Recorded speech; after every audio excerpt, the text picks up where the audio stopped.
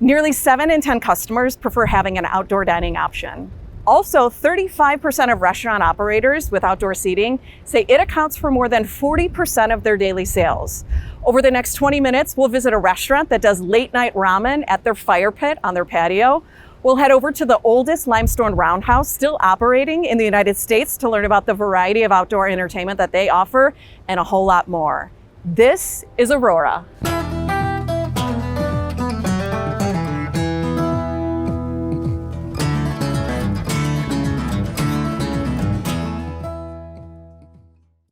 Welcome to This is Aurora. My name is Danielle Tufano. I'm your host, and I'm joined this month by David Debo and Trevor Dick from the Mayor's Office of Economic Development here with the City of Aurora.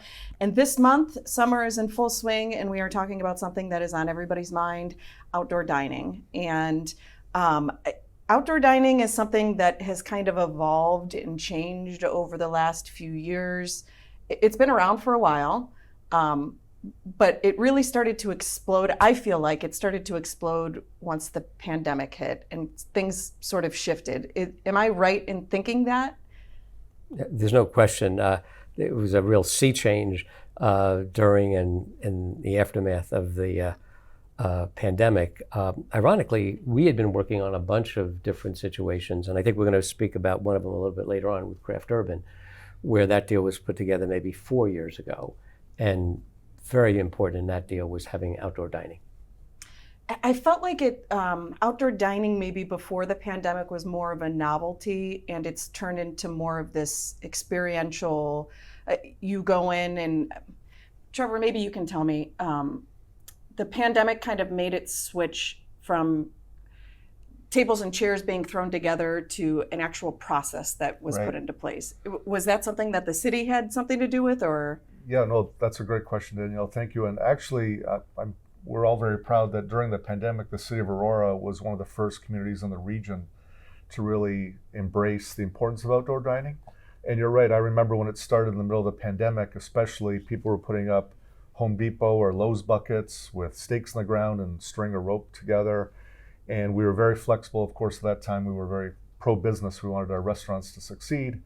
But during that first year of the pandemic, when we did that, we started to learn from other communities, especially when we travel around the country. We really want to make sure that this starts to look good, and we want this to be more permanent. So even though it's temporary in the summer months, we want to make sure it's something that we can be proud of. So we created design guidelines, and you can find them on our city website right now. And basically, it tries to raise the standard of what it should look like, what the furniture should look like. Instead of just Home Depot buckets, they should be more attractive flower pots or fences, for example. So we've really embraced outdoor dining. We want it to look good. And I think coming out of the pandemic, the outdoor dining, not just in the downtown, but throughout the city, I think when you drive around, you'll see a lot of great outdoor spaces, very attractive. Have you seen an increase in demand, not just from business owners and developers, but even just in general from people who are looking to dine at restaurants, wanting that experience of being able to not just dine indoors, but also outdoors? Are you seeing that increase in demand?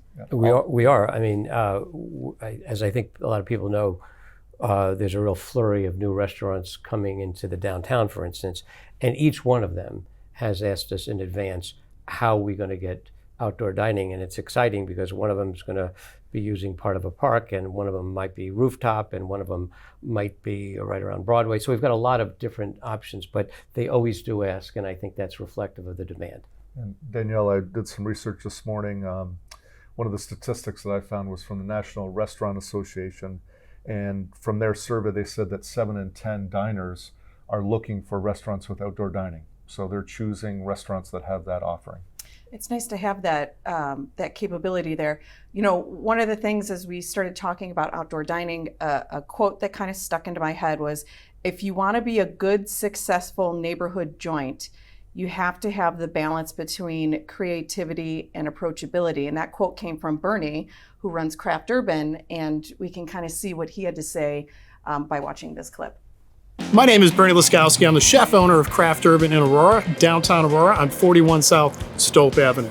Craft Urban is a concept I created back when I was working in Chicago around 2010. I call it a cook's restaurant. Where as a chef for so many decades working for other people, you're interpreting their vision for what they want for this. This here, there's no rules. We get to cook what we want whenever we want. We get to make whatever style of cocktail we want, done in an approachable fashion, presented as a neighborhood joint. We're not glitz and glam. You're not gonna get an $80 steak here or a $22 gold leaf cocktail. It's all trying to get you to wanna come out of your house, have a good time, and experience something a little bit different. See, the menu at Craft Urban, you have to have a balance. You have to listen to what the community wants. A lot of the items that are on the menu are experimental, but there's also items that stay, that never come off. The staples like our buffalo cauliflower or the tempura battered cheese curds. Those are items that we've developed listening to what people were giving us feedback throughout the restaurant. And if you want to be a good, successful neighborhood joint, you have to have the balance between creativity and approachability. We've always had a great signature burger on our menu. So for Craft Urban, we work with the farm, Slagle Family Farm out of Fairbury, Illinois. So all our beef comes from there and they do a custom grind for us. Our Craft Urban burger is a tomato jam, tomatoes that we cook down, or a fancy ketchup, caramelized onions, homemade bread and butter pickles, and then a little American cheese. We moved out here in 1999, my wife and I, and we raised our family out here.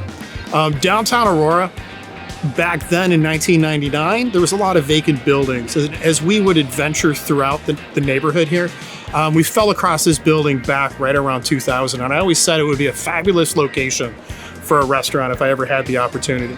The cards lined up, and I saw the patio space here, which was just rubble and gravel, and was able to work with the city to put together our vision for what we have today. The outdoor patio was actually the key point. Outdoor dining is huge for people.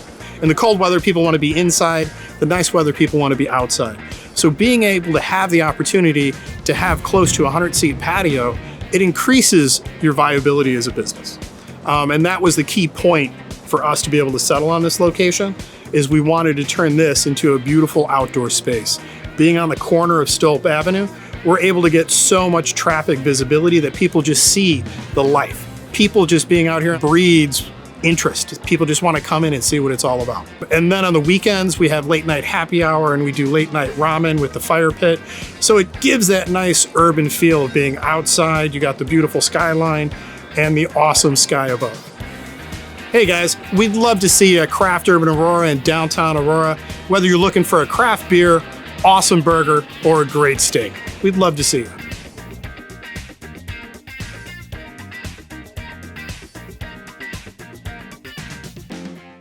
So tell me a little bit about what that process was like, seeing that pile of dirt and that rubble there, and Bernie kind of walking through the neighborhood and being able to eyeball that corner of Stolp and Downer and saying, that's where I want my business. And him identifying it first, and I'm sure that it was a process that you guys had to go through that with him. Yeah, it was some process, and I have to say, just watching that it so much warms our heart. It really does, because we were there before Bernie, a roofing company wanted to buy it, and we said no, we just want something else. And Bernie came along, and there were two different transactions in terms of the building and then the land. And Bernie had this vision. There was a building there, and the developer had owned it, couldn't make the math work, decided just to knock the building down, just a rubble. And Bernie saw what it could be. And I think he makes a great point just about the economics. People don't realize, as successful as Bernie is, there's a lot of restaurants around the country that have not been able to make it. And anything you could do to add revenue is really important now. So this is just an important thing for any business, but especially for a business like Craft Urban. And even, Trevor, with that being such a high traffic intersection, people that maybe didn't know Craft Urban was right there, you see the outdoor dining and such a beautiful patio there, and it almost serves as a billboard to everything else that they have to offer. You're exactly right, Danielle, and it just like you said, it is a real billboard for not just that business, but for downtown Aurora. And if you've been here, especially on a nice summer night, and walk around and see people dining, you can hear the excitement, the music. It's just a fantastic show of what's going on in downtown Aurora right now. And I think another thing Bernie gets it so much that not only did he do the outdoor dining, which increases his capacity, allows more customers, quicker turnover, but the original plan for Craft Urban on the upstairs was supposed to be 2 apartments. Halfway through the construction process, and this is in the middle of COVID as well, Bernie realized, you know what, instead of 2 apartments upstairs, I could have more seating and increase my capacity of customers, and that's what he did. And if you've been to Craft Urban and seen the upstairs, it's also a very popular party room, so he has the ability now to have private events.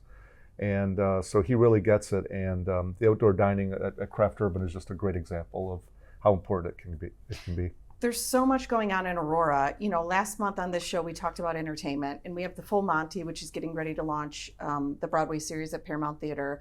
We have Peter and the Starcatcher, the Bold series at Copley Theater. We just launched $1 Million Quartet at Stope Island Theater, which is doing great.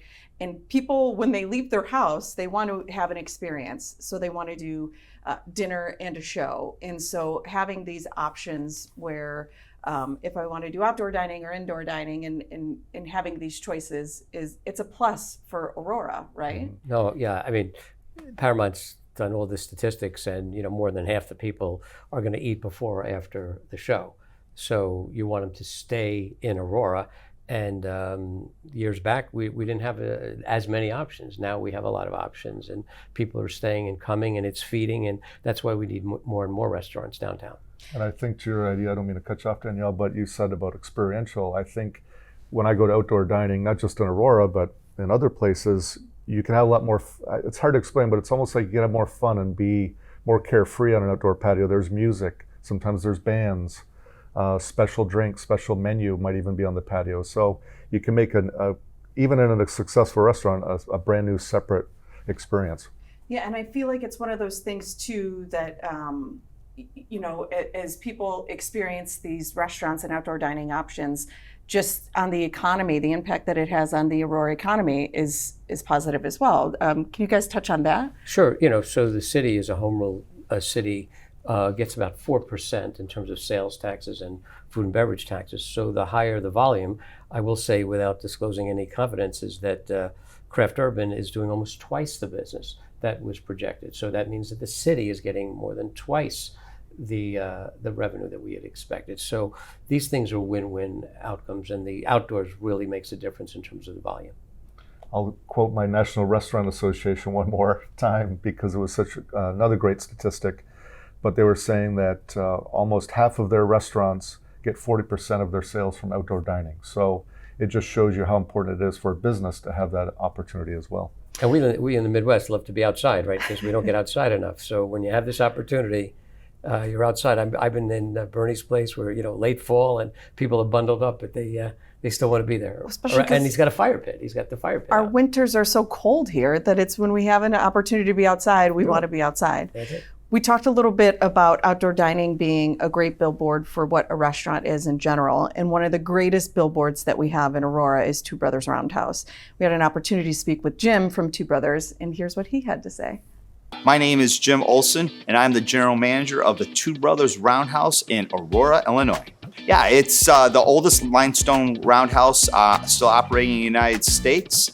It was built in 1856. Now is Two Brothers Roundhouse. Originally, Walter Payton owned it back in the 90s. So there is a main bar and main hall area where we seat, and there's a patio where we seat people. There is a cafe on site for Two Brothers Coffees. There's a distillery on site. There's a 300-person banquet facility on the other end with 2 more party rooms upstairs. Music is live every weekend, rain or shine. We have an indoor bar that we can put in live music also, especially in the wintertime. It's an excellent menu. It's very American fare. You can almost say it's supper club in one respect. Great selection, sandwiches, and we go up to full entrees, and we feature prime rib on Fridays and Saturday nights. We distill on site. We do bourbons, vodkas, gins, and special brews once or twice a year. Well, the kind of events we run here are a wide gamut. Of course, banquets and weddings are just huge. We do live music on that stage, the gazebo, on every Friday and Saturday night. There's nothing like having a concert here in the summertime. Really, nowhere in the western suburbs do you see something like this. And we have also special events too. We're working with local communities. I think Aurora's coming up. It's really starting to move in the right direction. Downtown is starting to really perk up. There's a lot of things going on downtown. We draw off of that, and we just always welcome new businesses coming in, because more people come down here, the better it is for the whole community. I urge everybody to come out to the Two Brothers Roundhouse. It's an excellent outdoor entertainment facility. We got spirits, we got beer, we got outdoor events. It's a great place. It's a hidden gem in Aurora.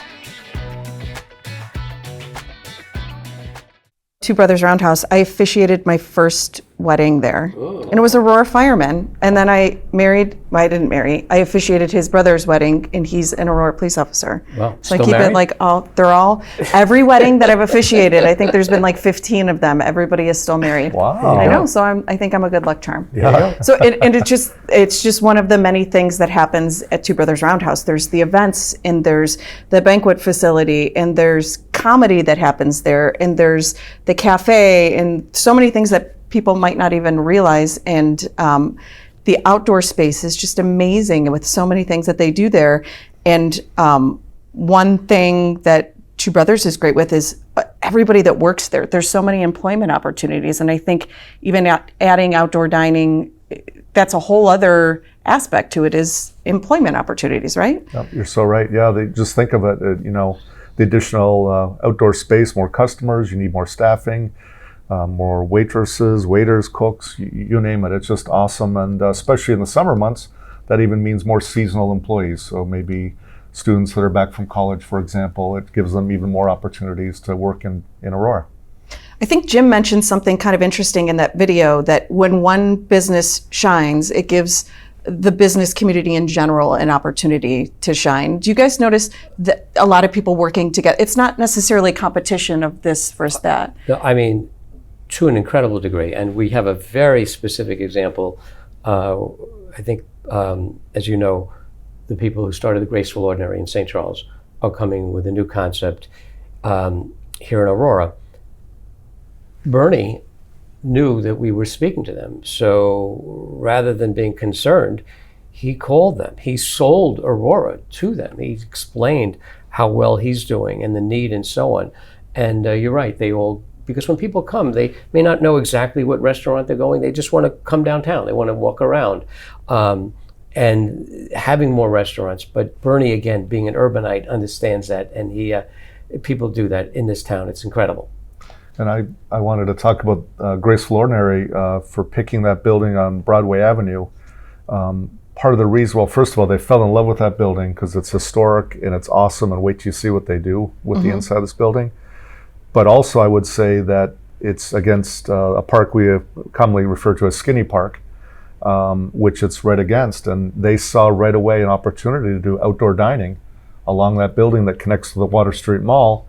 And if you've been to the Water Street Mall in Aurora, that's been a long vision of the city to actually have outdoor dining and events and really capitalize on that space. And this will be a direct connection to that awesome space. Be right there, and then that Tangled Roots right around the corner. And there's another restaurant we're working on, not announced yet, that if it works out, we'll have a rooftop as well, all within, a couple of feet of each other.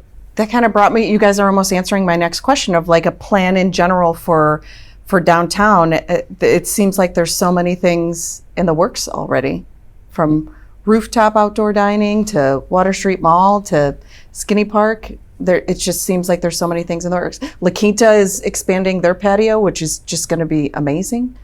And actually, they believe that their business will go up at least a third by having that outdoor dining, because they won't have to trade off between, I could take this banquet, but I can't do this.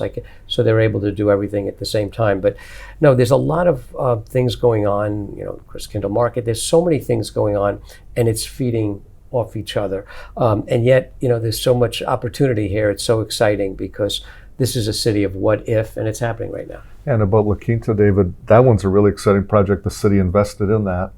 And instead of just a typical outdoor dining facility. It's going to have a roof that can close and open depending on the weather. So it's essentially going to be an all season room, basically. So it's going to be super exciting. That's and that great. should open soon.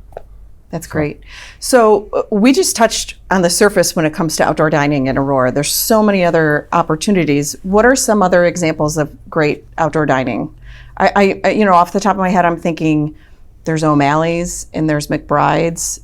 What are some others that you can think of? Oh, certainly Piazza is. Piazza, what an amazing complex outdoors. That's not just outdoor dining. I mean, they have Sand volleyball. concerts. Great concerts. Yeah. Yeah, it's just an amazing complex right there by the mall. And then with the development happening at the mall, even more people living there, I think that's even going to get more and more popular, which is great for that business because they've recently renovated. If you've been there in the last year, they've put a lot more money into their equipment, a lot more new TV technology. It's really, really exciting. And I've seen a couple concerts there recently, and it's just fantastic sound. Spartan House has some nice outdoor dining. Yeah. And you mentioned McBride's. My wife and I, my kids like to go there. My kids love the fake, well, they're not fake, but they have palm trees they bring in. And so it's kind of a neat little tropical feel right there at McBride's on Eola. Hot Vine Brewing Company is right over by the mall. They're locally owned. The owners over there are great. There's so many opportunities and so many more to come. I think that's great. Speaking of more to come, let's just say if somebody wanted to bring their business to Aurora, the process might seem overwhelming. Like, where do I even start? Is there a process that somebody goes through to A, to bring the restaurant, and B, to talk about that outdoor dining or open an outdoor dining facility? Well, Trevor, it's a streamlined process, and Trevor did a lot of work to make it easy. We've dealt with other cities, and it's hard. There's a lot of difficult licensing, a lot of fees, a lot of bureaucracy. Trevor, just explain how simple it is here. Thank you. Yeah, streamlined is a great word for it. So during the pandemic, the restaurants that had their own outdoor space already, it was pretty easy for them. But those that didn't, if they were landlocked or if they were beside a parking lot in a strip center, we wanted to make it really easy where they could apply to the city to actually use city right away to do outdoor dining. And that's something that started in the pandemic. David's right, we've streamlined the process. It's very easy. Go to the city's website.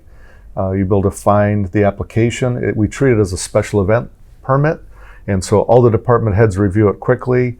And we want businesses to get this up quickly. So we generally approve it really quickly, or we have questions to get to the answer of yes. And we're very proud of that. And we want all the restaurants in the entire city to take opportunities to have outdoor dining because we know how important it can be. And obviously, I know people like to dine with their kids all the time. What about people dining with their pets? Is that possible in Aurora? The City of Aurora does not, doesn't have any ordinances in place where they don't allow dogs or pets on the patio. But I would suggest that you call the restaurant in advance to make sure they allow it. But I've been to a lot of patios in Aurora where there's been some great dogs. That's great. Some great Well-fed dogs. Well-fed dogs. Yeah. Any last words for this episode of This is Aurora as far as outdoor dining in Aurora? I know I have to keep coming back to this show because every time I'm here, I get even more excited about what's going on. So, no, it's just great. And thanks for having us. Yeah, thanks for the opportunity. All right. And thank you.